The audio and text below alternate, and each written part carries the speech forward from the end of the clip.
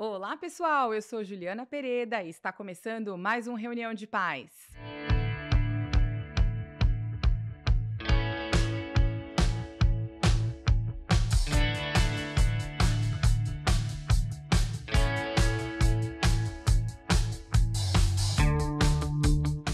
Muito bom, a convidada de hoje é Bia Bernardes, que é mineira de Belo Horizonte.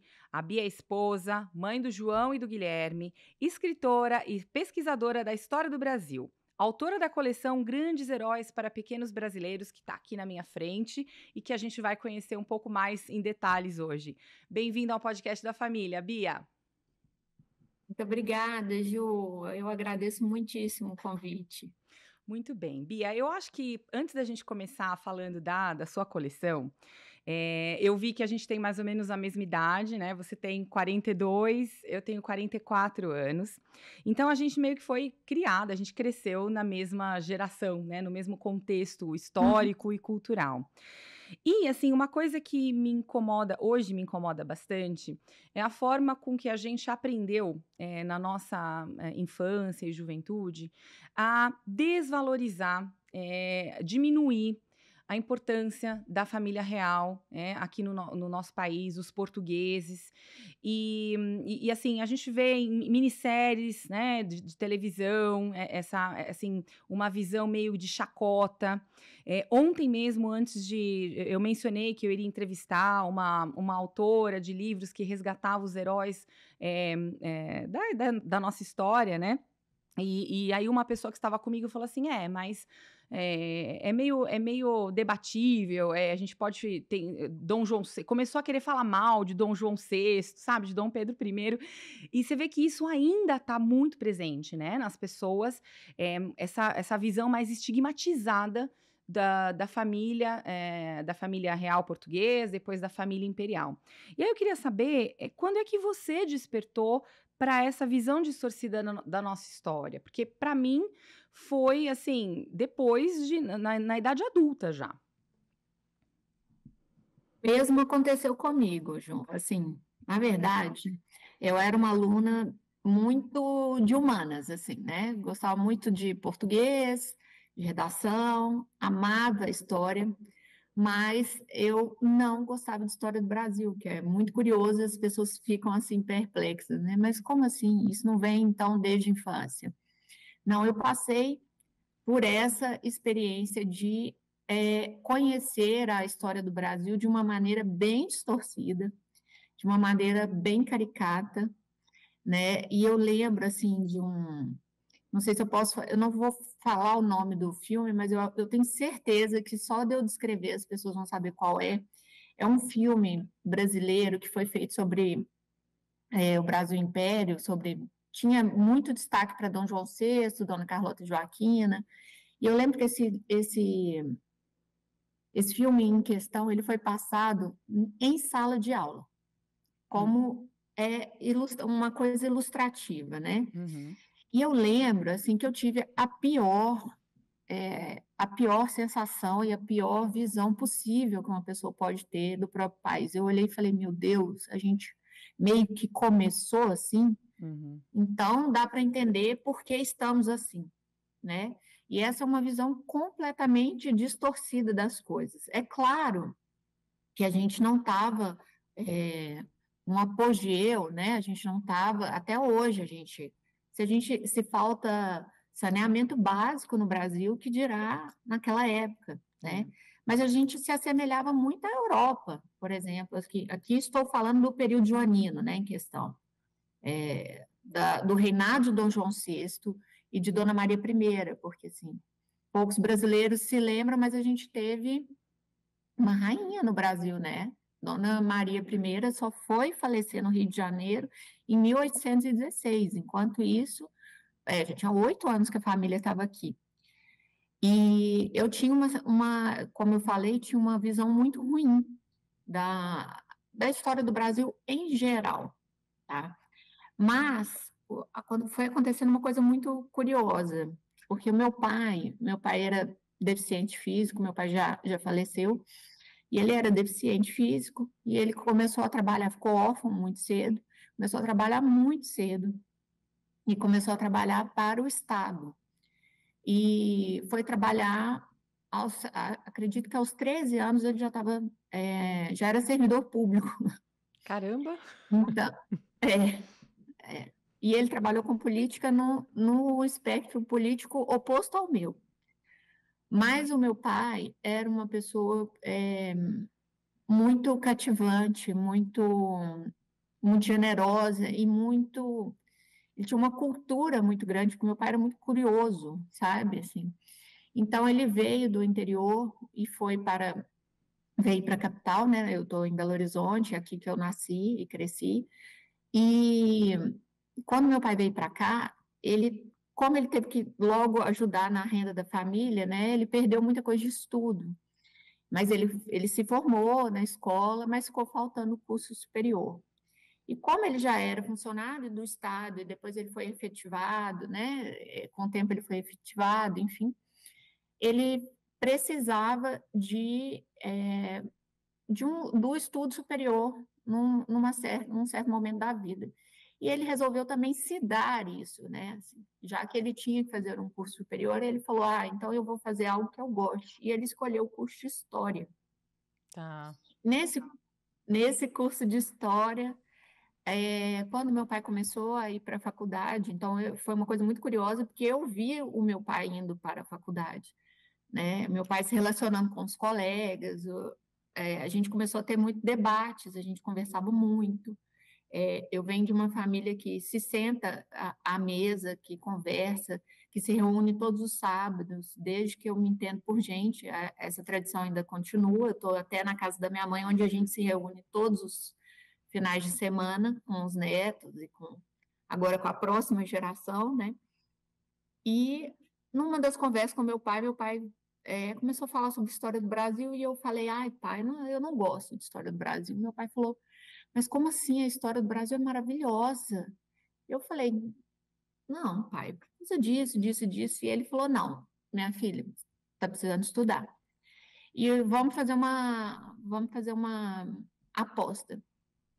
Se você tirar uma nota em história, porque eu tinha na escola, eu não sei se com você foi assim, Ju, eu tinha matéria de história separada, era história geral, que era a história, né, do mundo, digamos assim, e Uhum. tinha história do Brasil. Sim, Na era sua época igual. era É, assim? a mesma época. É. Então, meu pai falou: se você tirar uma nota maior do que a minha, você pode me pedir o que você quiser em História do Brasil. Se eu tirar uma nota maior do que a sua na próxima prova, você vai lavar meu carro um mês. Olha. Aí eu lavei o carro do meu pai um mês. Ai, meu Deus. Tá. E aí, mas isso meu pai acabou me fazendo um favor, porque eu comecei a estudar mais, a gente começou a debater mais. E aí, já mais tarde, eu tive uma formação diferente, né, do que a dele. Eu fui fazer design e me formei em design gráfico. Depois também fiz design de interiores, trabalhei com uma arquiteta. Minha cunhada é uma excelente arquiteta. Então, tive dois escritórios, um de design gráfico e outro de design de interiores. Só que sempre muito ligada, até pela minha profissão, à estética, à beleza, né? Uhum. Sempre prezei muito pelo belo, sempre vi bons filmes, ouvi boa música. Isso é uma contribuição muito grande da minha família. E até que eu comecei a colecionar por conta própria, assim, e por curiosidade mesmo, eu comecei a colecionar fotografias do Brasil Império. E eu tenho um acervo muito, muito grande, um acervo que eu tenho até ciúme, assim. Eu tive ciúme muito tempo, assim, a ponto de não compartilhar. Mas um dia eu comecei a mandar algumas fotos para uma amiga que tinha o mesmo interesse e ela falou assim: até quando você vai manter esse tesouro guardado com você? E aquilo, naquela época, parecia que dizia respeito às fotos, mas depois parece que Deus foi trabalhando no meu coração isso como uma coisa maior. Uhum. Porque eu comecei a pesquisar por conta própria, comecei a seguir pessoas que pensavam bem diferente, né, assim, a respeito do Brasil em si. Eu venho de uma família extremamente patriota, venho de uma família de militares, Uhum. tenho muito orgulho disso, apesar da atual conjuntura, Sim. né? Mas de uma família em que todo mundo sabe cantar o hino, todo mundo coloca a mão no peito quando toca o hino nacional. E isso assim é muito profundo. Então, eu comecei a pesquisar e comecei a ver um mundo, ter conhecimento de um mundo completamente diferente daquele que eu tinha visto. E fui deixando aquilo da minha infância para trás. Mas aí eu já tinha filhos, e aí eu comecei a me preocupar. Se eu, criança, tive aquela visão, qual é a visão que eu vou deixar para os meus filhos, né? Eu não quero que eles tenham a mesma visão que eu tive. Uhum. E aí isso foi o início de tudo. Foi uma série de fatores, né? Eu puxei lá de trás, mas foi assim que tudo começou. Então, essa foi a jornada de você deixar um legado para os seus filhos, de um lado da história que foi por muito tempo deixado de lado, né? Escondido. É, Esse tesouro escondido, e que realmente é um tesouro, e que não é fake news, porque quando a gente vai conhecer, inclusive fisicamente, esses lugares, a gente uhum, percebe o valor do tesouro ali. E o tanto que foi empenhado ali de esforços, né? De um amor pelo Brasil, dessas pessoas que a gente vai contar a história, né? Assim, e é muito exatamente. curioso, assim, as pessoas defenderem, né, na grande mídia, a gente vê um Zumbi dos Palmares, ou um Marighella, né, uma Maria Bonita e Lampião sendo retratados como heróis, sendo que a gente tem, né, de um outro lado, Princesa Leopoldina, Dom Pedro, seu pai, Dom Pedro II, e a Princesa Isabel e tantas outras figuras que tanto contribuíram para a nossa história, né? Uhum. Agora, antes de você contar da jornada dos livros, eu queria que você falasse para a gente da importância da gente ter heróis. Por que que um país precisa ter heróis? E por que que as pessoas têm que saber a história, de fato, desses heróis? Olha, Ju, eu acho que todo mundo tem na sua família, dentro da sua família, até nas mais desestruturadas, digamos assim, a gente tem uma pessoa que a gente admira, né? Às vezes é um tio, um avô, uma avó, uma mãe que criou os filhos solteira, ou, enfim, a gente tem que ter referências, né? Tem que ter exemplos. Então, a gente ter ciência do que já foi feito por nós nos dá muita noção do que pode ser feito ainda, né? Então, essa que eu acho que assim, é a principal questão, até por isso que eu quis trabalhar com biografias, porque a história do Brasil, didaticamente, para crianças, ela já tem já é bem explorada, digamos assim, Uhum. até nas escolas, né? Ainda que de maneira errada, ou às vezes distorcida, ou às vezes muito concisa, né? Muito diminuída, muito, enfim, isso é negado, assim, às vezes nem se peca tanto pela mentira ou pela inverdade, se peca muito pela omissão também, Uhum. principalmente nas escolas, né, no material didático. Se deixa de falar coisas que seriam importantes. Então, assim, eu quis trabalhar com biografia para mostrar o lado humano dessas pessoas e ver que se a gente teve um imperador que tinha 14 anos e que foi capaz de governar com, com seriedade, com honestidade por 49 anos, como que a gente pode acreditar que não há jeito para a política, né? Como que a gente pode como que eles podem nos inspirar a ser maior do que nós já somos? Uhum. Se nós, como cristãos, temos o maior ídolo de todos, né, que é Jesus Cristo, e a gente está sempre olhando para ele como modelo de perfeição, a gente tem que trazer isso para o âmbito humano também, que é um pouco mais próximo, Uhum. né? do que nós somos imperfeitos, com nossos pecados, com os nossos problemas, com as nossas dificuldades. Então, quando a gente traça para o lado humano, isso fica mais perto, fica mais próximo. Sim. A identificação das crianças é mais rápida. A identificação com Dom Pedro I, por exemplo, né, crescendo na infância, do jeito como eu conto, gera muita identificação com os meninos, por exemplo. Eu vejo uma resposta muito rápida dos meninos com Dom Pedro I. Já aquele menino que é mais reservado, que gosta mais de ler, que é mais introspectivo, que tem poucos amigos, ele se identifica mais com Dom Pedro II. E por aí vai, Sim. né? Então, eu acho que essa identificação ela é muito importante porque ela inspira. Eu posso ser mais, eu não preciso ficar só aqui nisso que eu estou fazendo agora. Eu posso crescer, eu posso estudar, eu posso me educar. E isso é a minha principal motivação, até por isso que a gente registrou a marca. A marca é minha, né? Assim, eu que desenhei, registrei a Grandes Heróis para Pequenos Brasileiros, porque desde o início eu pensei em uma coleção. Falei, não dá para contar uma história. De forma né? alguma. De forma alguma, não. Ainda tem muito. Tem muita gente. Não sei, você vai ter que escrever sobre José Bonifácio. sobre muitas pessoas que estavam ao redor, né, dos membros, né, da família imperial, que a gente vai desvendando e vai conhecendo e vai querendo saber também mais, né? Sim, eu concordo com você. E é engraçado que em um dos seus livros você, inclusive, em alguns momentos conversa com o leitor, né? Convidando o leitor, assim, é muito curioso. Assim, você imagina como era naquela época, como era se sentir dessa forma, você também precisa conhecer a sua família.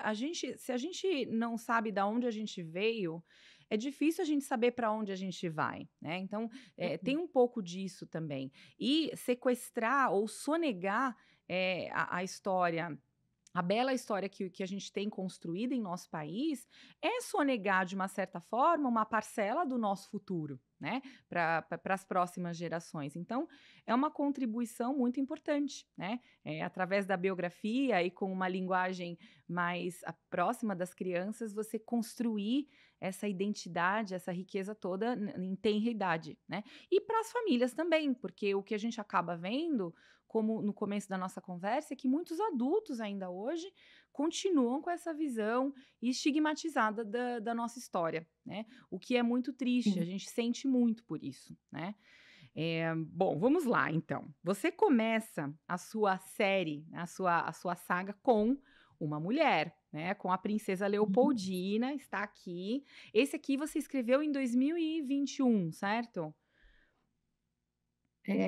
Nós estamos em 2025, né? Foram 5 livros em 5 anos, foi? Sim. 21, 22, 23, 24, É 25, isso, 21. Então a gente tem aqui Leopoldina, a princesa que amava o Brasil. Eu queria saber por que você começou com a princesa Leopoldina. Era muito importante para mim, é muito importante para mim uma cronologia. A criança, ela lida muito com o concreto, né? O que vem agora, o que vem depois, o que vem depois, o que vem depois. Então, assim, trabalhar com criança é trabalhar com linha do tempo, é trabalhar com o concreto, é trabalhar com cronologia. Isso é muito importante. E eu vejo, assim, na experiência que eu tenho com os meus próprios filhos na escola, porque eu acompanho muito de perto, né? Os estudos deles, que as escolas, elas vão e voltam nos assuntos. Então, elas estão tratando de uma coisa aqui, elas puxam para lá e vão para cá. Isso, de maneira geral, confunde a criança, porque ela não tem uma sequência. Você senta para contar uma história, ela tem que ter início, meio e fim, né?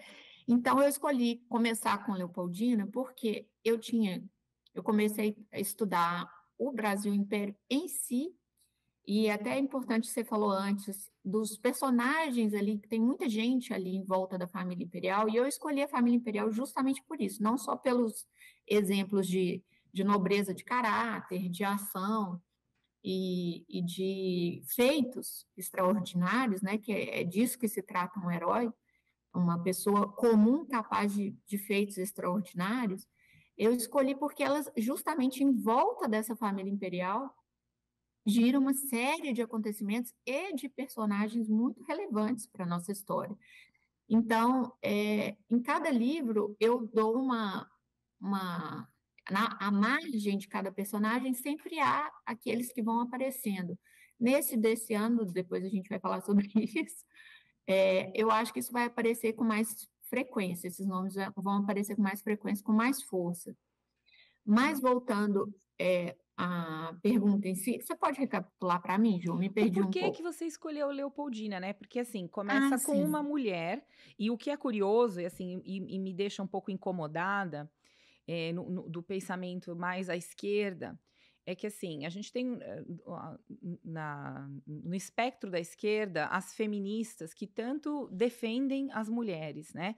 E a gente não vê nenhuma feminista exaltando Leopoldina, que junto com o José Bonifácio ali estava por trás, né, nesse pano de fundo de todo o processo da independência do nosso país, né, Sim, proclamada por Dom Pedro.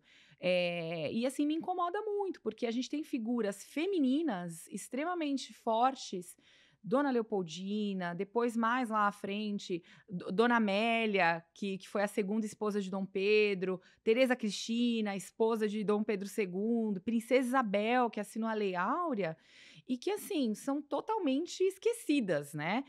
Pelo sim, feminismo, que no final das contas não está ali defendendo a mulher, está defendendo uma ideia, né? sim. O que acontece com a Leopoldina é porque quando eu comecei a estudar o Brasil Império em si, eu fiquei muito presa em Dom Pedro I, porque é a independência do Brasil, né? A certidão de emancipação, digamos assim, do Uhum. Brasil.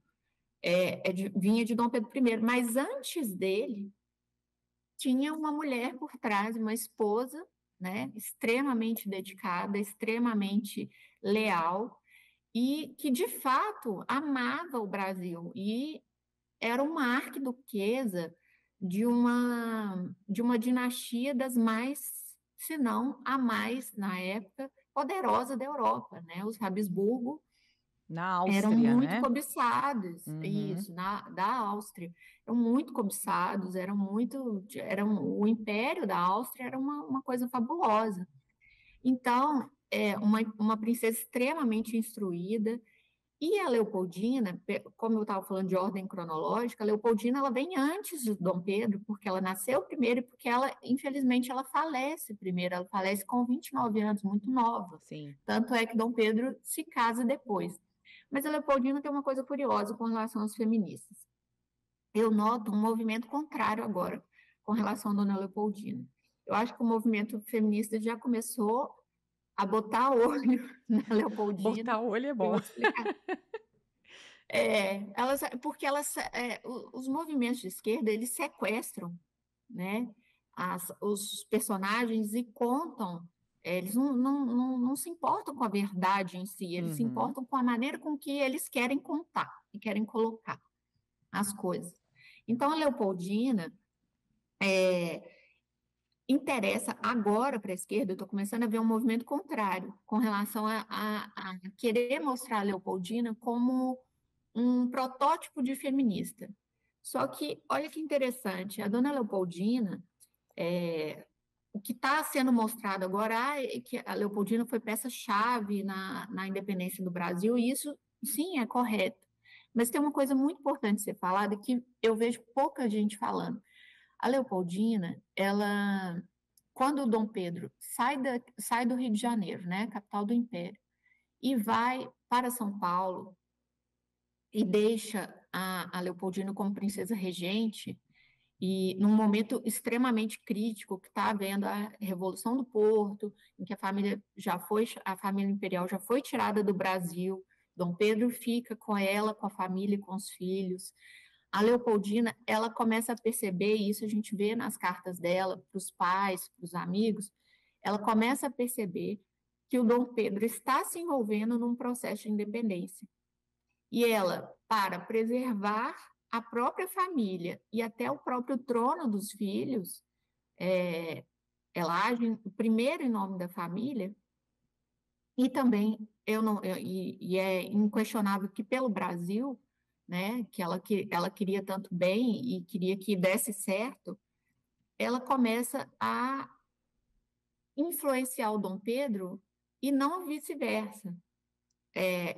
Influenciar, que eu digo assim, com a maneira mais feminina possível. Como que uma esposa influencia o marido dentro de casa? Carinhosamente, acolhendo, ouvindo, né? Uhum. E ela percebe que o Dom Pedro sempre teve um pensamento muito liberal. Ele era um estudioso do liberalismo.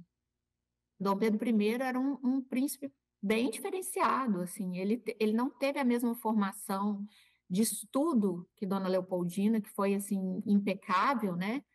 Aquela formação clássica, até pela conjuntura familiar dele, que não permitiu isso na época, mas o Dom Pedro era um estudioso, e quando a Leopoldina se casou com ele, ela influenciou ele, influenciou nos estudos e vice-versa. Quando ela começou a notar que ele estava ali, que havia uma sementinha, né, de germinando ali para a separação do Brasil, ela pensa, bom, se isso vai acontecer, então que aconteça de modo que o meu marido fique seguro, os meus filhos fiquem seguros e que a gente consiga conduzir isso aqui. Uhum. E o que está sendo divulgado agora, eu vejo a Leopoldina muito mais em voga do que nos últimos anos, eu percebi até no material dos meus filhos, é assim, de que a Leopoldina agiu pelas costas de Dom Pedro, Ah, porque é isso tá. que significa ela, inclusive, afirmam que ela assinou o decreto da independência, e eu posso afirmar aqui até o dia atual, hoje é dia 30 de julho de 2025, não, não se tem notícia desse decreto, não existe um decreto físico da independência. O que existe de documentação histórica, isso aí, eu bato sempre nessa tecla, a gente tem que recorrer às fontes históricas primárias, documentos, cartas, enfim. Esse decreto não existe, ele não poderia ter sido assinado, porque quando Dom Pedro parte e deixa Leopoldina como regente, há uma cláusula no, digamos assim, no contrato dela como regente que diz que ela não poderia agir à revelia do príncipe. Uhum. Então, ela nunca poderia ter tomado frente a um processo de independência. O que acontece é que José Bonifácio auxilia, né, e fala, Leopoldina, as coisas Estão é, escalando, né? estão escalando muito rápido, Uhum. exatamente. E aí eles juntos, eles chamam o Conselho de Estado, né, e fazem o conselho e nele sim fica decidido de que é necessário que Dom Pedro declare a independência do Brasil, porque só ele tinha poder para tal, Uhum. ela não. Então, o que eu vejo que o movimento feminista está tentando fazer agora é fazer com que, como se Leopoldina não só pensasse diferente do marido, né? E ela, sim, com certeza, tinha inúmeras opiniões diferentes de Dom Pedro I, ela teve uma criação extremamente diferente da dele, né? Uma relação familiar muito diversa da dele. Ela veio de uma família extremamente estruturada e ele já de uma família complicada, digamos assim, vamos usar de um eufemismo, né? Ela com uma relação muito sólida com o pai, com os irmãos, e os Braganças já vinham de uma relação de um pouco de disputa, de pais separados, digamos assim, né?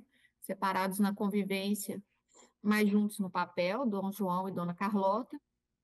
E aí, quando Dona Leopoldina olha para isso tudo, ela ela tinha um pensamento até bem mais conservador com relação a continuar com uma monarquia absolutista, mas quando ela percebe esse pensamento liberal do marido e ela percebe que aquilo vai escalonar, ela percebe, então tá, então como que dá para fazer preservando o Brasil e minha família, né? E aí ela escreve para Dom Pedro, Bonifácio também escreve para Dom Pedro, e o que ela pede ali é a urgência do ato de Dom Pedro I, e não, Pedro, eu já decretei a independência aqui, independente de você, Sim, entendeu? E se vira, porque senão não haveria necessidade do grito do Ipiranga, não haveria necessidade dele vir, não haveria necessidade da aclamação dele, que é o reconhecimento dele pelo povo,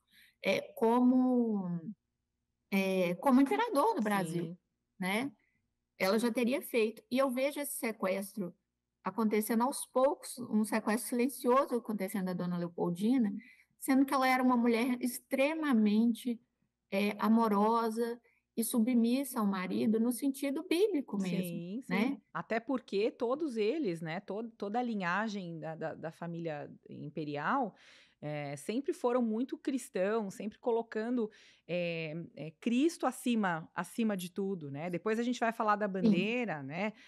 Até na bandeira imperial a gente tem ali o reconhecimento do reinado de Cristo acima dos homens, né? sim, E que não combina com o discurso feminista. sim.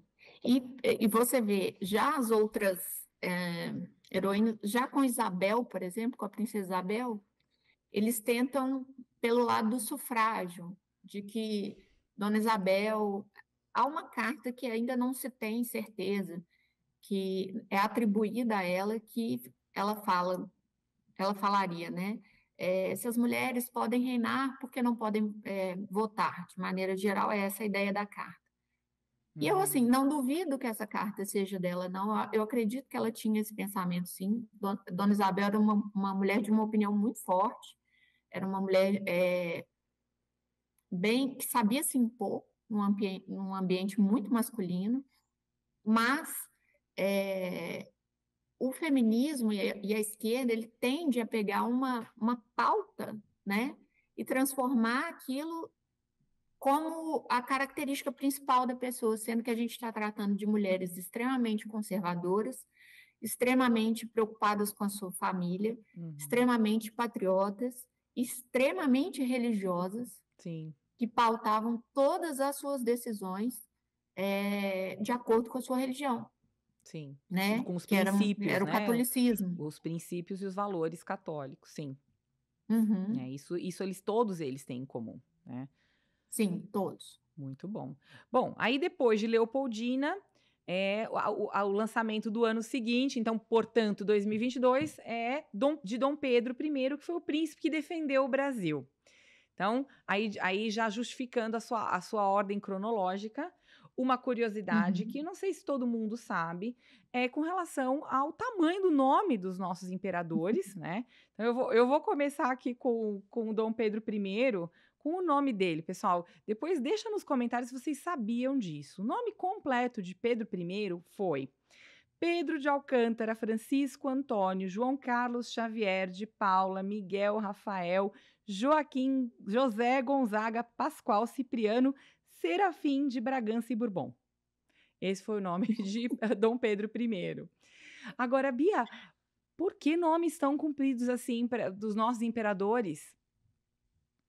Nosso, bom, as famílias reais, né, as famílias imperiais, elas tinham o costume de homenagear pessoas, mas que eram antecessores, né? Os seus ascendentes, Mas nos haja nomes gente, dos hein? filhos. Haja gente. Mas, no caso da família de Portugal, né, da família portuguesa, eles tinham uma particularidade também que era muito ligada ao catolicismo, que é de homenagear santos, Uhum. né? Então, Miguel, Rafael, ou anjos, Miguel com Serafim, Rafael, é. isso, Serafim.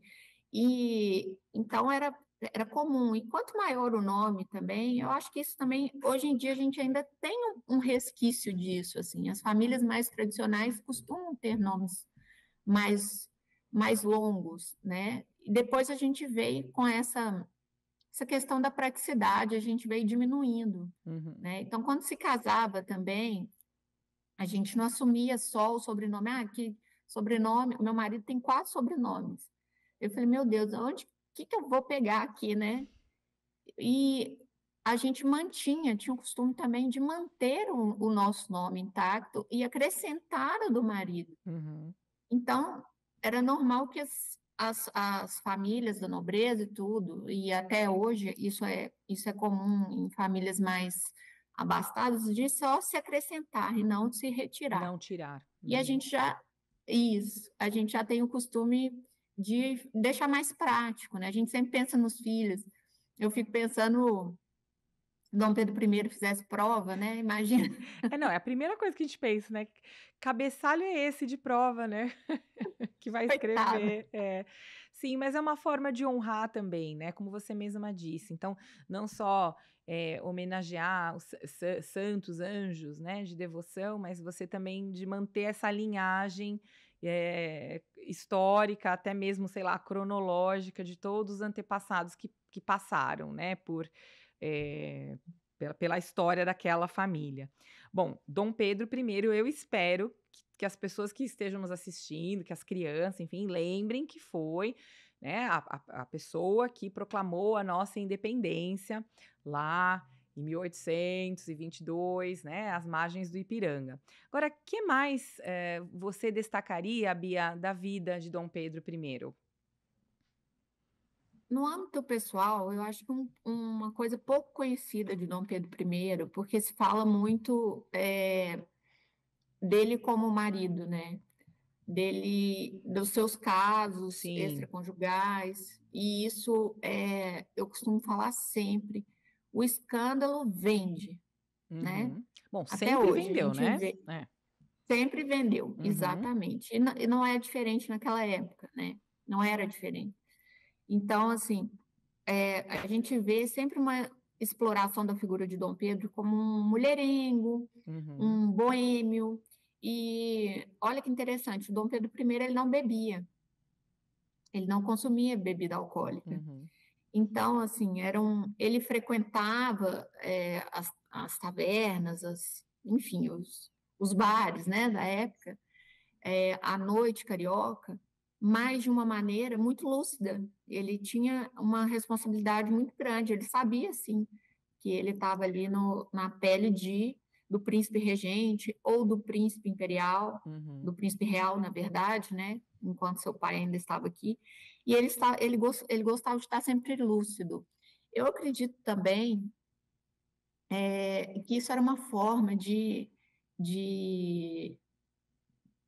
como que eu posso dizer? De ficar um pouco infiltrado ali naquele ambiente, sabe? Uhum. Eu penso que eu consigo imaginar quando a gente estuda muito o personagem, a gente entra muito no psicológico dele, né? Na parte psicológica, como a gente aprende muito como que ele deve pensar. E aí, às vezes, eu me pego com essa impressão de que Dom Pedro I era um homem, ele era assim um homem muito inteligente, muito astuto, e que ele poderia ouvir conversas que só seriam ditas em mesa de bares. Sim. Então, isso é muito comum, né? Assim, as pessoas bebem, falam um pouco mais do que deviam, e às vezes brigam, e ele ficava ali naquele ambiente, mas como ele não estava embriagado, ele estava lúcido, ele tinha uma percepção totalmente diferente do que estava acontecendo. Uhum. Com Eu acho o isso muito radar ali bem interessante. ligado, né? É, até porque naquela época ninguém dormia tranquilo, né? Sim. Assim, um príncipe real, um príncipe regente jamais dormiria tranquilo, porque Sim. as tramas eram muito grandes, né? Você estava É, na posição de maior poder do país. sim. Naquela época não tinha guarda-costas, não tinha. Sim, não tinha Então, segurança, né? Segurança armado, escolta. não tinha carro blindado, exatamente. Então, uma coisa que eu gosto de destacar de Dom Pedro é a paternidade dele. Ele era um pai muito presente, muito carinhoso, muito preocupado com o futuro dos filhos. Uhum. Isso me marcou demais, porque quando eu comecei a estudá-lo, eu mesma tinha a resistência dele como marido, né? Assim, Sim, uma na certa figura de aversão marido. à figura de marido.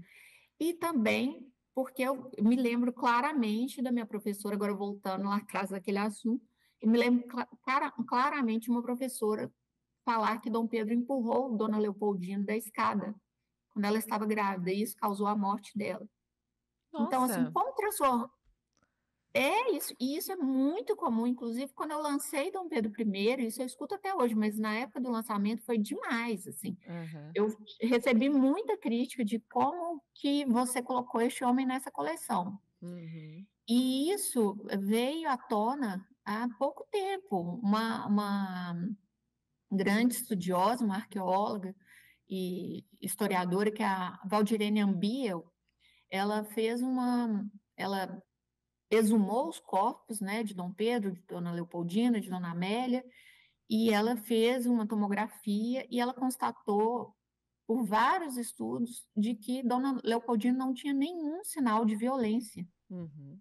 Então, ela desmistificou de uma vez por todas, a história de que Dom Pedro teria empurrado Dona Leopoldina das escadas. E não há documentação nenhuma nesse sentido, assim, de que ela tenha sido maltratada de alguma forma. O Uhum. que ela sofreu mesmo foi a violência psicológica de ter ali a amante muito perto dela, né? A Sim. Domitila de Castro, ela foi uma mulher que foi assim, uma paixão realmente avassaladora de Dom Pedro I, assim. Ele a amava muito, com muita profundidade, assim, as cartas dele, se fala muito das cartas, tem cartas publicadas, tem livros publicados sobre o aspecto mais carnal dessa relação, mas se você pegar e ler com calma, você vê, assim, o peso do sentimento que Dom Pedro tinha por Domitila, sendo que ele veio, não estou justificando de maneira alguma, estou só contextualizando, né? Sendo que ele veio de um casamento por conveniência, né? Como a maioria dos casamentos na época, né, das famílias reais. Sim, Aham. alguns davam muito certo e outros nem tanto, Uhum. né? E ele e Dona Leopoldina eram muito companheiros, eram muito amigos. É, eu tenho, inclusive, assim, Dom Pedro tem um. Você me perdoa, tá, Ju? Porque às vezes um assunto puxa o outro, assim, eu vou Imagina. lembrando de histórias que eu acho que vão ilustrando, assim, as pessoas e que eu não pude contar nos livros porque não são histórias próprias para as Para as crianças, crianças, né? é. É. Então, assim, Dom Pedro tem uma pessoa que presenciou a despedida de Dom Pedro e de Dona Leopoldina, porque quando ela faleceu, ele estava, ela já estava um pouco doente há algum tempo. Ela relata numas cartas para a melhor amiga dela que ela estava sentindo dores, que ela não estava se sentindo bem, que ela estava profundamente melancólica, Uhum. que a presença da Domitila de Castro estava sendo, né, muito difícil para ela. Ela não cita o nome da Domitila em hora alguma, Uhum. ela não pronunciava o nome da Domitila, mas ela deixa bem claro de quem se tratava. E aí, quando ele viaja, né, é, é como se ela soubesse que ela ia falecer, que ela já se sentia doente, mas era um compromisso inadiável. E ele sai, e na hora que eles vão se despedir, há uma pessoa que presenciou e registrou esse momento entre os dois de muita ternura, de muita comoção. Dom Pedro I fica muito emocionado e não sei se chega a pedir desculpas, agora eu não estou me recordando, mas ela deixa claro que o perdoa, Uhum. sabe? Então, essa despedida dos dois, eu posso dizer, assim, com tranquilidade, que ele partiu angustiado e que ela ficou sabendo que poderia estar nos seus momentos finais. E, de fato, ela piorou muito nos últimos dias, nos dias seguintes, e chegou a falecer. Uhum. E Dom Pedro I, como pai, ele teve diversos filhos, além dos que teve com Dona Leopoldina e com a Marquesa de Santos, né, com a Domitila. Ele teve diversos outros filhos, ilegítimos, né, digamos assim. Mas Uhum. ele fez questão de reconhecer todos e de deixar todos assegurados. com alguma coisa, alguma posse, ele cuidou do futuro de todos. Uhum. E as cartas do Dom Pedro para os filhos, quando ele já não está no Brasil, já está em Portugal lutando pelo trono da Da filha, filha, né? sim.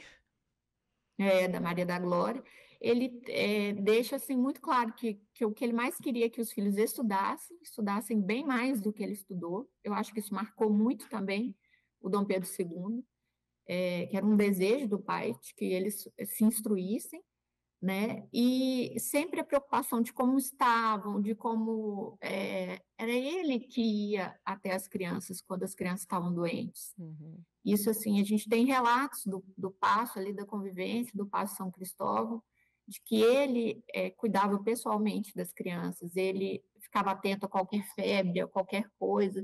Então, era um homem que, principalmente para aquela época, não era comum que se envolvesse assim na criação dos filhos, e ele foi um pai extremamente envolvido. Eu acho isso muito bonito na personalidade dele, porque é muito verdadeiro. Sim, muito bom. Bom, a gente vê essa preocupação toda até de ir embora, né? Ele foi embora do Brasil para lutar pelo trono, que era direito da filha, e enfim. E as Uhum. brincadeiras de espada com o irmão Miguel acabaram virando brincadeira, né? Virou sério, né? Isso. Lá em Portugal depois, né? Anos à frente. Enfim, e aí o legado de Dom Pedro I com relação a estudos, enfim, a gente tem depois Dom Pedro II como sendo bem diferente nesse sentido de Dom Pedro I, né? Na questão de Muito. formação intelectual, de conhecimento, e é uma história tão longa que não coube em um volume só, né? A gente tem aqui depois, né, na sequência de lançamentos, Dom Pedro II, O Príncipe que Uniu o Brasil, volume 1, que conta mais a história da infância, juventude de Dom Pedro II, e segue com o volume 2, O Príncipe que Uniu o Brasil, nesse volume 2, já na fase na final, né, vida adulta até a morte de Dom Pedro II lá na França. E aí, hein? O que dizer sobre o legado de Dom Pedro II para o nosso país em termos, em termos gerais, mas assim, de forma mais específica na questão cultural, de estudos, qual foi essa contribuição? Ô, Ju, se você me permite fazer um adendo ao Dom Pedro I, porque eu falei dele como pai, agora como governante, Dom Pedro I deixou para a gente a nossa Constituição, né? A nossa Constituição, a Carta Magna do Brasil. Então, Uhum. em 1824, ela dura até o início da República. É uma Constituição muito longeva, né? É uma Constituição que deixou aí o poder moderador e que é muito criticado nas escolas, principalmente. Eu vejo muitos professores, mas o poder moderador era tudo que a gente precisaria hoje em dia. É verdade. Porque quando você distribui, né, você divide, que é o que aconteceu com essa Constituição, dividiu os poderes em legislativo, executivo, judiciário. O quarto poder, ele tem um poder de veto. Uhum. Então, a gente, enquanto monarquia constitucional, o imperador ele é uma figura muito uma figura de apaziguadora e de um controle reduzido, Uhum. bem reduzido, né? O absolutismo, ele prevê que o imperador ele é sagrado e que o rei é sagrado e que ele governa e que, além de tudo, ele passa esse poder. Então, não interessa se ele está indo bem, se ele está indo mal, ele não pode ser deposto, né? E já Que não era o nosso caso, né? Não foi o caso da nossa monarquia, né? não. É. Isso a gente teve com Dom João, mas Dom João foi um excelente rei, Uhum. né? Principalmente para o Brasil. Mas, no caso do Dom Pedro I, quando ele muda para a monarquia constitucional, a gente tem a democracia funcionando ali. Sim. Claro que com algumas restrições, né, pertinentes à época, mas a gente tem uma democracia funcionando, a gente tem o Senado, a gente tem a Câmara de Deputados, a gente tem eleições, né? Mas A o, gente o tinha a imperador liberdade de expressão, né? As pessoas de criticando imprensa, na imprensa. É. exatamente, e assim, a imprensa era muito, batia muito na família imperial também, e a família imperial sempre manteve tudo funcionando, tudo aberto, né? Uma frase muito comum de Dom Pedro II, que as pessoas se lembram muito dele, é de que imprensa se combate com a imprensa, Uhum. porque houve momentos em que ele estava sendo muito criticado, e que chegaram até ele, e, de certa forma, Dom Pedro II, vamos parar com isso aqui, né? Será que a gente interfere? Ele falou, não, a imprensa se combate com a imprensa. Então, se uma notícia falsa sai, que saia uma verdadeira, Uhum. né? E deixe que as pessoas tirem as próprias conclusões, porque ele acreditava nessa liberdade. Uhum. E, de fato, o poder moderador, repito, seria excelente na época que nós estamos vivendo agora, Sim. porque acima do jurídico, né, aquela famosa frase, acima do poder jurídico não há a ditadura jurídica é a pior possível, porque contra ela não há a quem se recorrer. É. No caso do poder moderador, seria, primeiro que não teria chegado a esse ponto, mas se chegasse, o imperador poderia interferir e até dissolver, né, Sim. aquele grupo de pessoas que não estivesse zelando pelo bem Sim. integral da nação. E um imperador com uma formação intelectual muito robusta, e, acima de tudo, com valores cristãos muito Uhum. definidos. Então, eh, certamente não seria esse poder, né, um poder moderador absolutista. Ele iria olhar para o bem, né, para o bem geral das pessoas, enfim, defendendo liberdades, que é exatamente o que a gente sofre agora, né, atualmente, que falta faz, né, um Uhum. Dom Pedro II, assim, nos tempos atuais. O que Dom Pedro II diria, né? Às vezes eu fico me pensando, o que ele diria dessa situação toda que a gente está vivendo em nosso país, né? Com certeza. Só consigo pensar no imperador muito triste com tudo que foi Um feito. imperador muito triste, muito decepcionado, né? Bom, você Uhum. falou de Dom Pedro da Constituição, mas tem também o hino nacional, né? Que a gente Sim, esqueceu, sim. né? A bandeira, Ele, né? isso. Dom Pedro nos deu tudo. Dom Pedro I nos deu uma nação, Exato. né? Porque se Dom João VI nos deu a liberdade de não sermos mais colônia, mas ainda agora a gente já fazia parte de um reino, né? Dom João VI tira o Brasil de status de colônia, e eu vejo muito essa associação ainda existe, de que a família imperial, a gente ainda chamam a família de imperial dos colonizadores, e não faz o menor sentido, porque Uhum, uma das primeiras providências de Dom João VI é de elevar o Brasil a Reino Unido. Então, uhum. fazíamos parte do Reino Unido, de Portugal, Brasil e Algarves, né? E você vê que Brasil é o Sim, segundo nome. Isso diz muito sobre como ele pensava, né? E Dom Pedro I, quando ele, assim, já parou para pensar, Ju, no tamanho na imensidão do que Dom Pedro I fez? Ele traiu o seu próprio país sim, para dar liberdade ao país que o acolheu.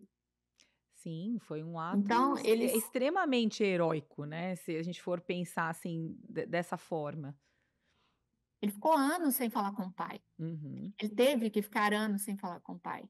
E Dom João, quando deixa o filho aqui, é o nosso início, é o início da nossa independência. uhum, Porque Dom João, eu tenho certeza absoluta, como pesquisador e como cidadã, como mãe, com sensibilidade feminina, seja o que for, né? Que Dom João já previa isso, sabe? De que, senão ele não deixaria o filho aqui, voltaria todo mundo para exato. Portugal, né? Então, quando ele deixa aqui, ele fala: eu prefiro perder o Brasil para ti do que para esses aproveitadores, né, esses saqueadores. Ele estava se referindo à corte portuguesa, ou seja, também ao seu país natal. Uhum. Ele já deixa a dica para Dom Pedro assim: vai, faça ideia, não perde essa chance, não. Uhum. E não é de deixar o país para o filho, é de deixar o Brasil independente com o filho, Sim. né? Então, todos eles tinham um interesse de zelar pelo Brasil muito mais do que tiveram com Portugal.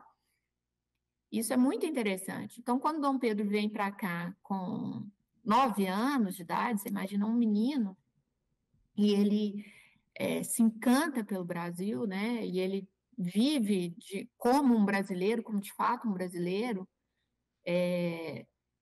ele retribui tudo aquilo que ele recebeu aqui. Sim. Ele retribui no momento da independência, ele retribui tudo que ele recebeu à revelia do próprio país em que nasceu, né?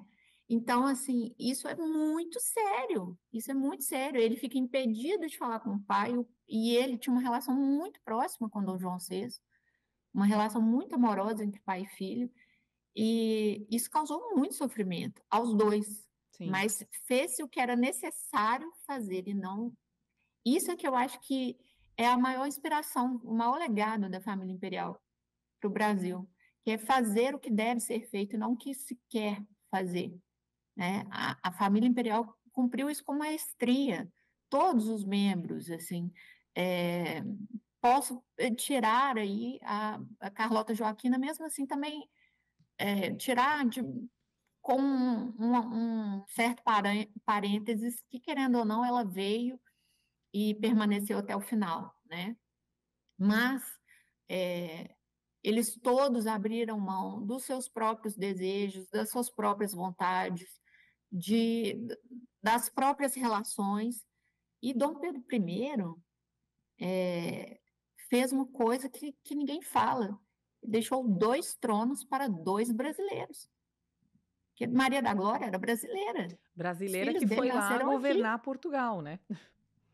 Sim, E Dom rainha de Pedro aqui, né? Portugal, a rainha primeira, Dona Maria I de Portugal, amadíssima por Uhum. Portugal. Os portugueses amam Dona Maria. Nascida no Brasil. E nascida no Brasil, nascida e criada no Brasil, Uhum.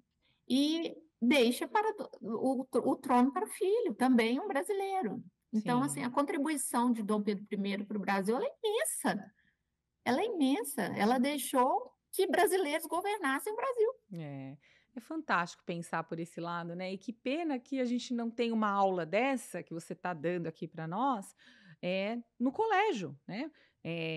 Porque de verdade não é assim que as apostilas, né? Porque a gente pensa às vezes, né, nos professores, enfim, mas a própria apostila já vem com um texto muito recortado, muito enviesado, né, Bia? Quando eu falo das escolas, eu não quero me referir só aos professores, não. Tem muitos Não. professores bons. E tem professores que também não tiveram acesso à verdade, vamos dizer assim. Eu sou muito procurada por professores que falam. Eu tive uma professora, isso foi muito marcante, assim, já tem uns 3 anos que isso aconteceu, que ela falou que ela nunca tinha ouvido falar em Dona Leopoldina. Meu Deus. E ela formada em História.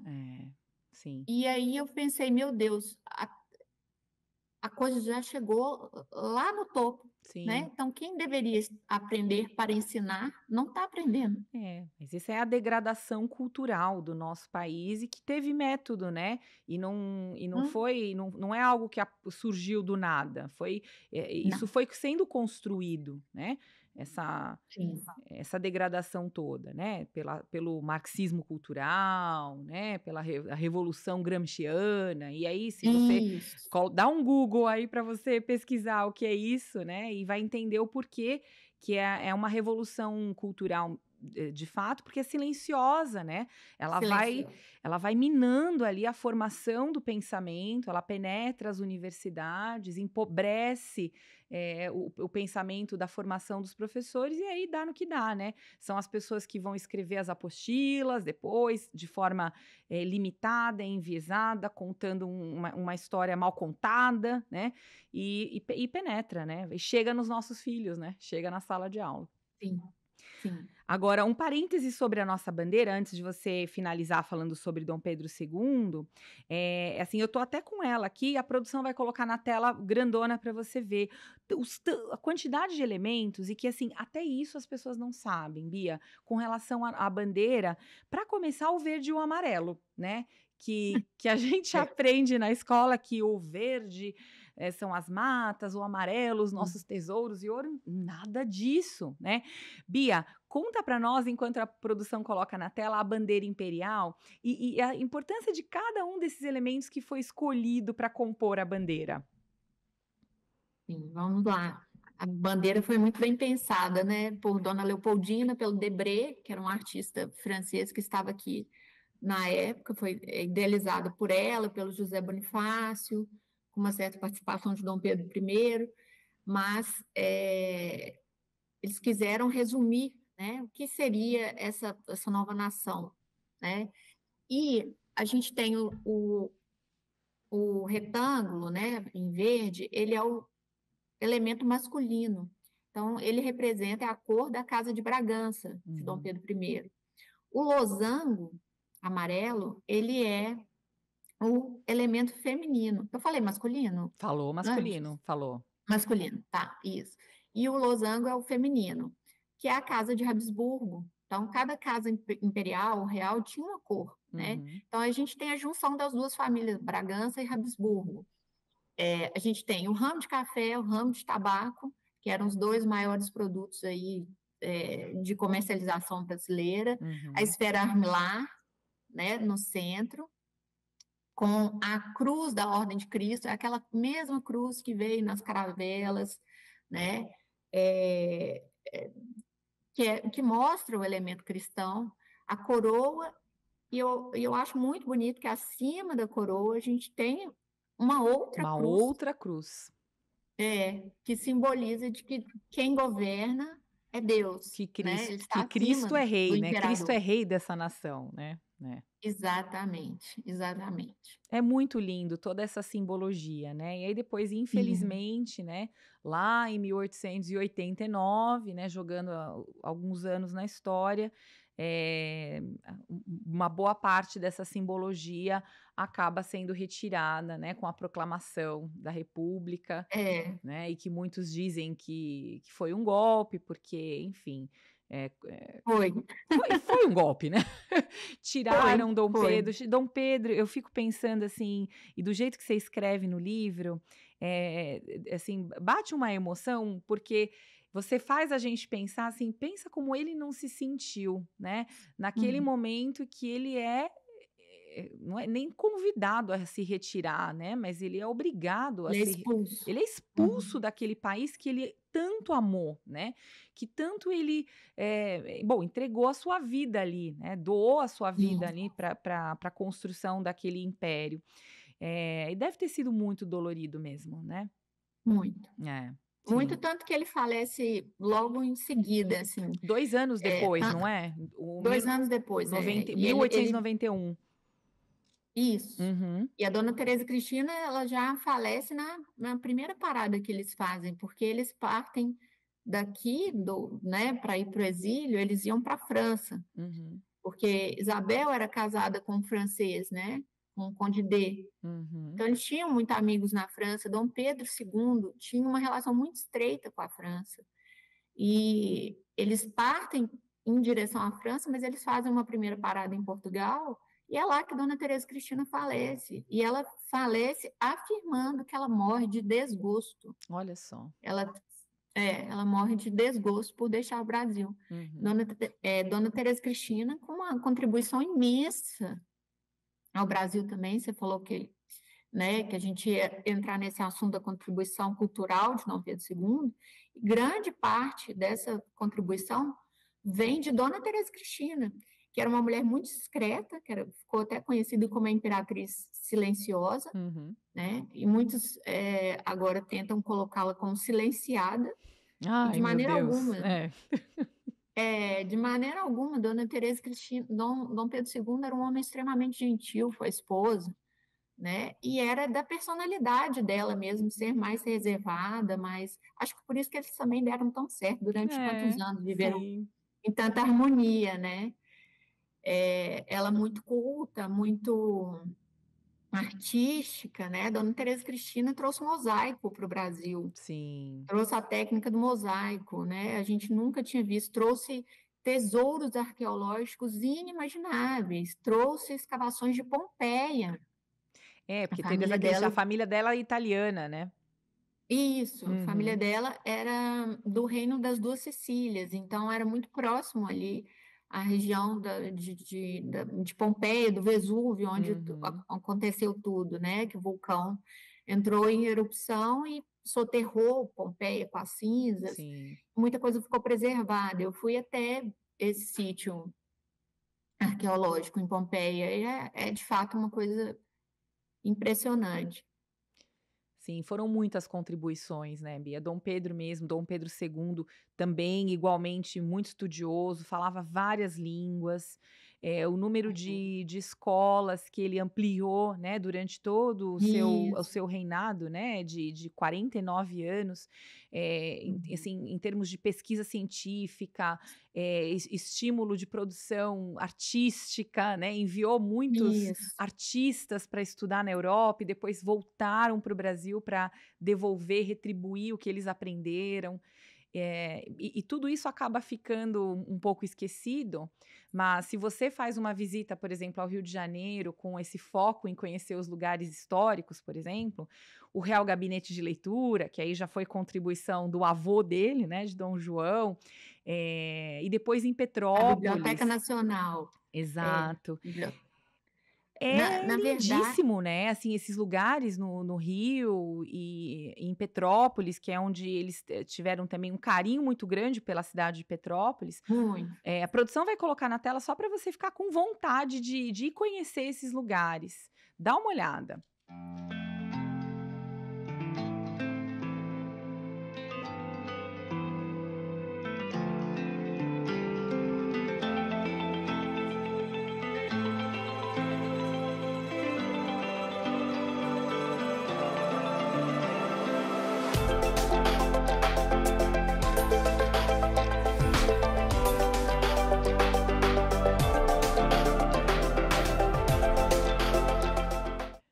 Bia, você foi em todos eles, né? Eu acabei de chegar do Rio, eu vou todos os anos. Eu acabei de chegar do Rio, eu trouxe até... Eu brinco, a última coisa que eu publiquei foi que eu fiz eu viajei mais de 400 quilômetros só para fazer esse rio. Que é foram verdade. Os lugares por onde a Princesa Isabel passou, eu vi esse rio seu. Isso. E a minha intenção é de que as pessoas visitem, porque as pessoas não têm ideia do que nós temos apenas na capital imperial, mas nós temos o Recife, nós temos, né, assim... Nós temos Brasil aí é em muito rico. Minas, né, a gente tem Tiradentes, Ouro Sim, Preto, as cidades históricas Ouro Preto. em Minas Gerais, que são tesouros guardados ali, né? Patrimônios, né, da humanidade. E eu acho interessante acrescentar no que você falou, uma contribuição de Dom Pedro II que eu acho muito bonita, que é a de inclusão. Dom Pedro foi responsável por abrir a primeira escola de cegos no Brasil. Ele trouxe o estudo do Braille para o Brasil. Então, ele se preocupava muito com isso, assim.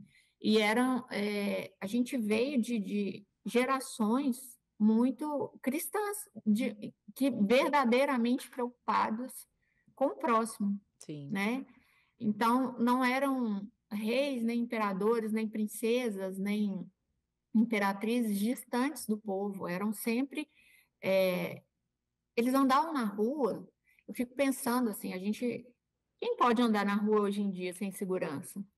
Né? Os poderosos. Das figuras públicas, não. Tem gente que não pode pôr o pé na rua, não. Não. tá bem complicado Tá para bem, algumas pessoas andar, né? né? Tá feia Alguns a pelo coisa. volume de amor e outros Pelo volume volume do oposto do de amor. rejeição, Sim, de rejeição, e eles né? E andavam, eles né? andavam com muita tranquilidade.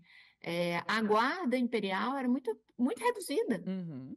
sabe? Era muito reduzida. Há um francês diplomata que veio visitar o Brasil uma vez e ele entrou no Palácio de São Cristóvão e ele falou uma coisa muito interessante. Ele falou assim, eu fiquei sem entender, porque eu entrei, assim, vou falar com as minhas palavras, né? Uhum.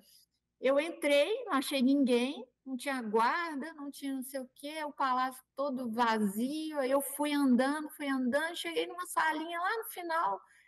Eu timidamente perguntei, e o imperador, né? Aí eles, aqui, tá lendo, pode entrar. Então, assim, É.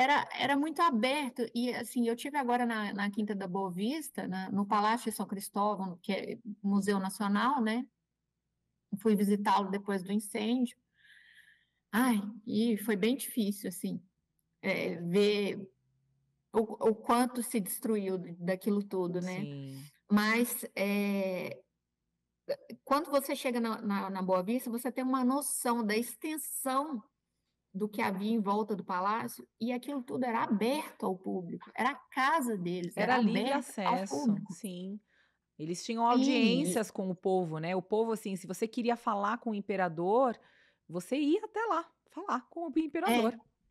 isso, ele tinha dias da semana, né? Acho que era aos Sim, sábados, ele exato. atendia a população. Uhum. Assim, o que você está precisando? Então, vê, né? Vamos ver como podemos resolver. E isso deixava ele muito com os pés no chão, né? Sim, E isso vem e isso desde você Dom vê, João né? VI. Não inflava, porque o que a gente vê hoje é um ego tão inflado e um distanciamento tão grande da realidade que faz com Uhum. que essas pessoas ajam de uma forma assim absurda mesmo, né? E quando você tem os pés fincados na realidade, que é o que a gente acompanha na história, né? Dessa coisa de você circular entre as pessoas terem acesso a você, eu acho que a sua tomada de decisão, ela também acaba sendo fincada mais na realidade, né? Com certeza. É. Até, assim, Brasília foi projetada de maneira a proteger os políticos, É uma porque grande torre de marfim. sim, fica Né? todo mundo isolado, né? Uhum. É quase que impossível o acesso. Então, a partir do momento que se transfere, né, do Rio para Brasília, já se coloca um distanciamento muito grande, já na República, né? Sim, Claro, na sim. época de JK, enfim, já se coloca um distanciamento muito grande do povo e o poder, Uhum. né? E naquela época, quando eu falo que eles andavam assim com tranquilidade, era realmente com tranquilidade. Dom Pedro II descia a pé e tomava café nas cafeterias, assim, conversava com seu médico, vinha alguém e falava alguma coisa, era sempre a carruagem, né? Uma vez houve um episódio com Dom Pedro I em que a carruagem dele tomba com a dona Amélia dentro, se eu não me engano. E ele tomba e ele é imediatamente socorrido. E ele, assim, não temeu hora nenhuma, né, de alguém de fora vir até ele. Pelo contrário, essa pessoa ajuda, vê se a Amélia está bem, se a Dona Maria da Glória também estava na carruagem, e quando vê que está todo mundo bem, e ele procura saber quem é a pessoa Te que o, ajudou? que o ajudou, né? E Uhum. ele condecora essa pessoa com a ordem da Rosa, que era a Ordem Imperial da Rosa, que era a mais afetiva delas, né? Foi criada em homenagem à A Dona dona Amélia. Amélia. Isso. E ali a Ordem Imperial está muito ligada, da Rosa está muito ligada a feitos assim pessoais. Uhum. Então, como eu disse, era muito afetiva. E ele dá para esse senhor que o ajuda. E isso, na época, era uma coisa muito. A gente pensa, né, para ser condecorado por alguma coisa, talvez a gente passe a vida sem, né, Sim. passar por isso. e por um ato, assim, de humanidade, de gentileza, muito menos, Sim. né? Então, isso É, mostra muito sobre quem eles eram, sobre como eles pensavam e qual era a relação deles com o povo. sim. Eles eram muito queridos. Faz muita falta mesmo, né? Agora você contando, assim, a gente destrinchando a vida um pouquinho de cada um deles, como faz falta, né? Esse senso de humanidade, o você colocar valores acima dos seus interesses pessoais, né?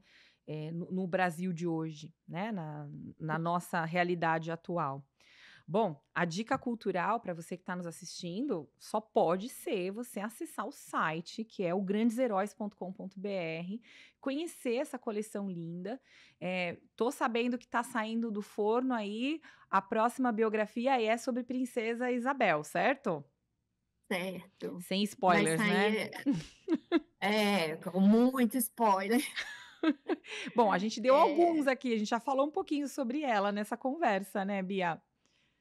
pois é, mas eu acredito que esse vai ser o livro mais surpreendente, assim, de todos, porque é, é o livro mais humano, Tá. porque a princesa Isabel, ela tinha muitas particularidades como mulher que eu explorei até mais do que no Dona Leopoldina, Ok, certo. porque eu falo muito das angústias dela, dos amores dela, Uhum. do jeito dela, até porque dos personagens históricos, eu acho que a Dona Isabel ela é um consenso nacional, né? Assim, é Muito amada, né, pelo muito Brasil. amada.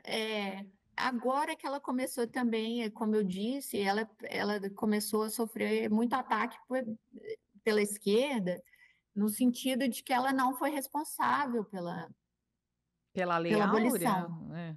Pela abolição, Hum, que ela não era abolicionista, de que hum. ela, eu recebi no direct esses dias, assim, de que ela era racista, e eu falei, meu Deus, não, as pessoas estão perdendo, assim, o mínimo de raciocínio, né? Ou que ela foi obrigada a assinar Uhum. a lei, e aí, nesse livro, a gente vai esclarecer de uma vez por todas qual é o contexto de vida que leva a princesa Isabel a fazer o que fez, né? E o contexto político também, da cena política em que ela estava vivendo, para que ela fizesse o que ela fez. E, o E que, a gente vai e entender, tudo que ela fez é só um ano antes da família dela ser expulsa do Brasil, né? sim, com certeza esse ato custou o trono deles, É. né? E ela foi avisada disso, Uhum. inclusive. E ela responde: 1000 Mil tronos eu tivesse, tronos. 1000 tronos eu daria. Olha que coisa, então, de novo, né? Assim, mais uma grande heroína, porque se 1000 tronos tivesse 1000 tronos, ela daria. Ela não, naquele momento, ela não estava pensando nos próprios interesses, né? Não, É. de maneira Olha, alguma. imperdível. E sai em 2025 a biografia da Princesa Isabel, Bia? Sim, esse ano vou lançar mais 2 livros, na verdade.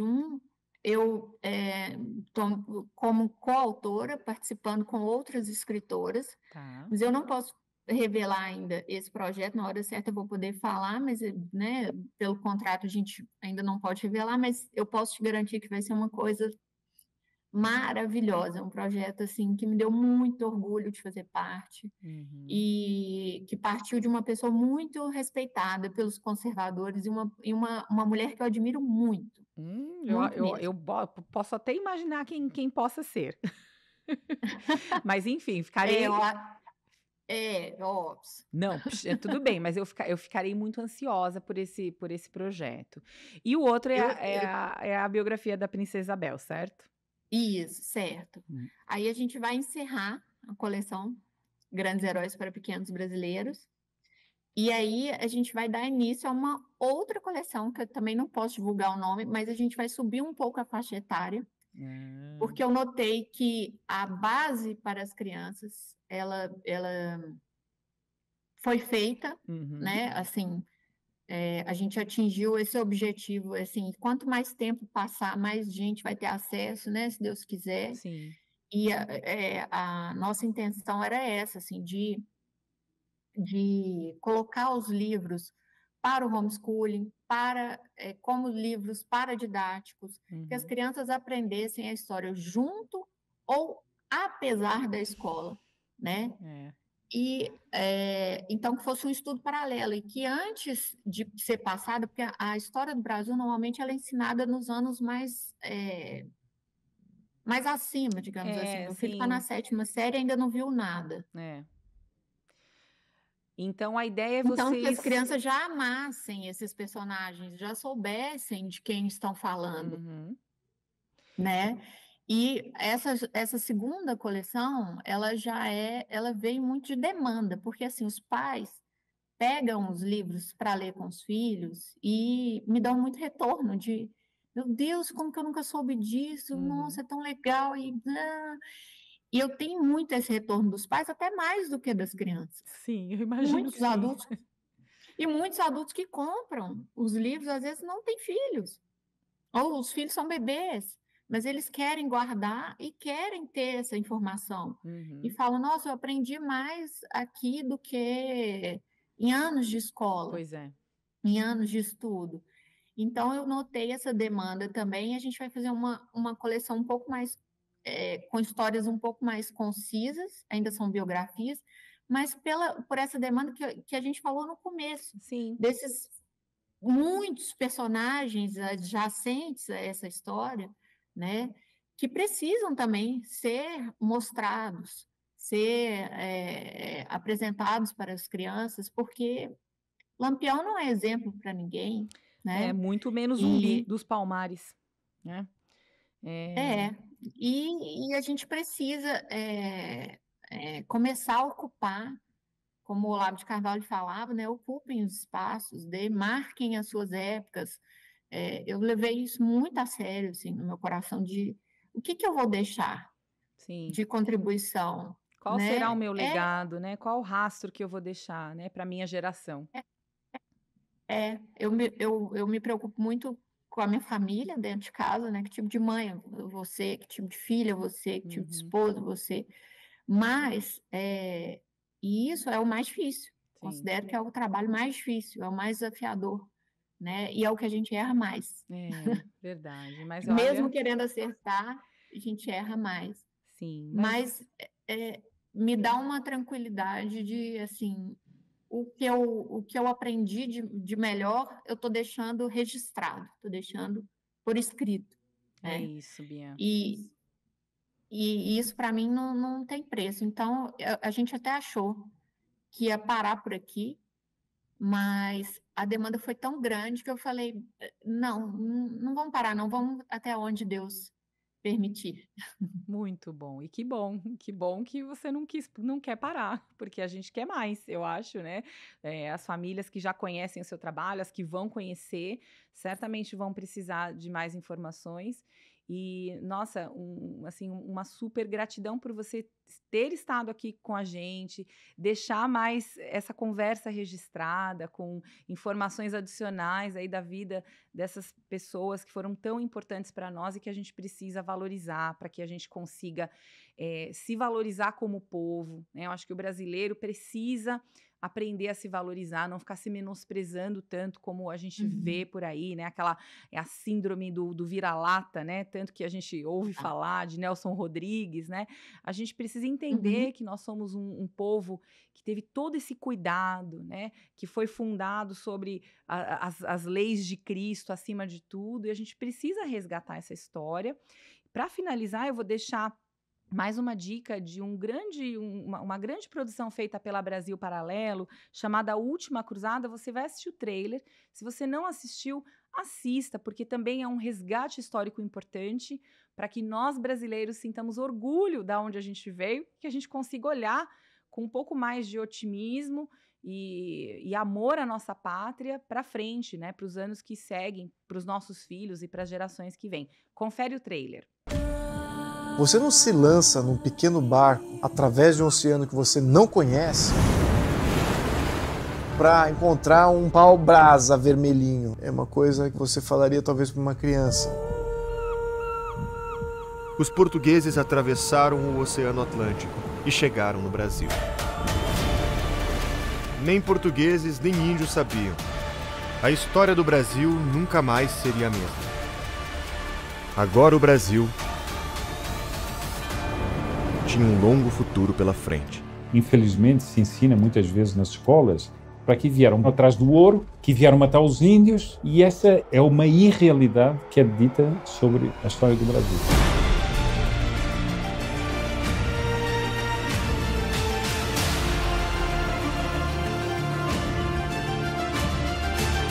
A melhor solução para o Brasil é dar um pouco de Brasil para as pessoas. Nenhum povo tem consciência de seu destino e a certeza de seu valor, se ignora o seu passado ou se simplesmente não o compreende. A grande coisa do Brasil, evidentemente, foi a miscigenação. A nossa história é uma história rica. É rica porque nós conseguimos fabricar em profusão grandes homens. Grandes homens.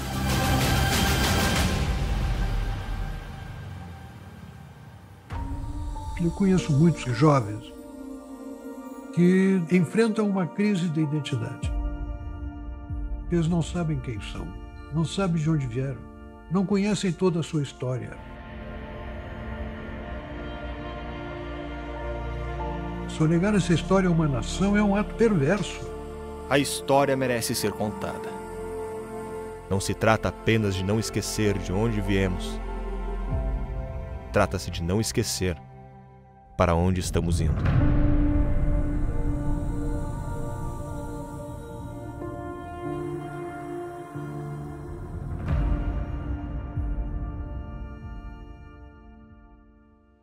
Bia, nossa, eu ficaria muito mais tempo aqui falando com você.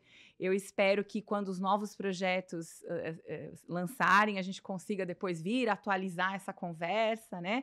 Complementar com essas informações. Que Deus te abençoe sua família.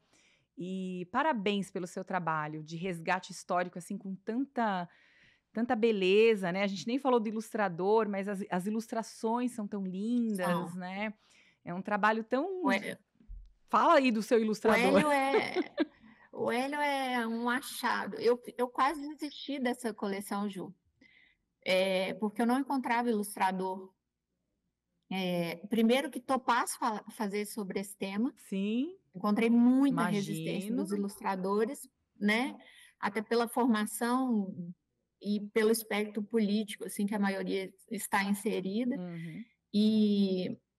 Mas o Hélio é um japonês. É um né? japonês. Ele está aqui no... É um japonês e ele foi criado no Brasil, mas ele não sabia nada de história do Brasil, nada. E tem uma coisa muito interessante que eu gosto de falar, o Hélio é tão sensível, porque o Hélio não lê os livros antes. Ele não sabe o que ele vai desenhar. Ele tem a minha orientação, um trabalho de pesquisa muito grande, iconográfico, de onde vai ser, de que hora que a cena vai se passar, o que o personagem está pensando, São o que cenas. ele está sentindo. A gente vê cenas na ilustração dele, Sim, né? A gente denomina de cenas entre nós dois, assim, a gente fala cena, porque realmente, assim, é uma coisa que a gente quer mostrar intimidade, né? A gente quer que demonstre o que eles estavam passando naquele momento, em que lugar que eles estavam, e isso demanda uma pesquisa enorme, assim. Então, cada vez que ele vai desenhar uma cena, ele tem um feedback meu, assim, de muitas imagens e muitas referências, e a gente vai acertando. E ele vai mandando os esboços, a gente vai acertando, mas o produto final, né, isso aqui isso chega na casa dele como chega de todo mundo. Nossa Senhora! E é uma didática muito interessante que a gente criou, assim, porque agora a gente já vai com mais rapidez, mas no princípio a gente tinha reuniões que duravam horas, porque eu tinha que contar a história para ele, e cada ilustração a gente tinha que refazer muitas vezes. Agora a gente já tem uma sintonia muito grande, depois de 5 anos trabalhando juntos, né? Eu chamo ele de minha dupla, eu falo, minha dupla. Ele é meu Robin, né? É o seu Robin, o seu wingman, né? Se tivesse no Top Gun, seria o seu wingman, que a gente chama. Exatamente. Ele é maravilhoso. Sem ele, eu não faria coleção com essa beleza, e eu não admitiria fazer sem beleza também. Então, aqui, devidamente registrado aqui o agradecimento ao Hélio. Sugiura, certo? O nome dele? Sugiura, o agradecimento da Bia aí, por todo esse trabalho primoroso. Coração. Muito bem. E chegamos ao fim de mais uma reunião de paz. E você que nos acompanha, deixa aqui registrado alguma curiosidade que você não sabia aí sobre a história do nosso Brasil. Não deixe de conhecer o trabalho da Bia nas redes sociais. Acesse o site, né, dos Grandes Heróis para conhecer a coleção. Você não vai se arrepender. É um trabalho lindo e que merece ir para a casa de todo mundo. Bia, muito obrigada. Eu é que agradeço. Que Deus te abençoe, João. Um beijo, pessoal. Até a próxima.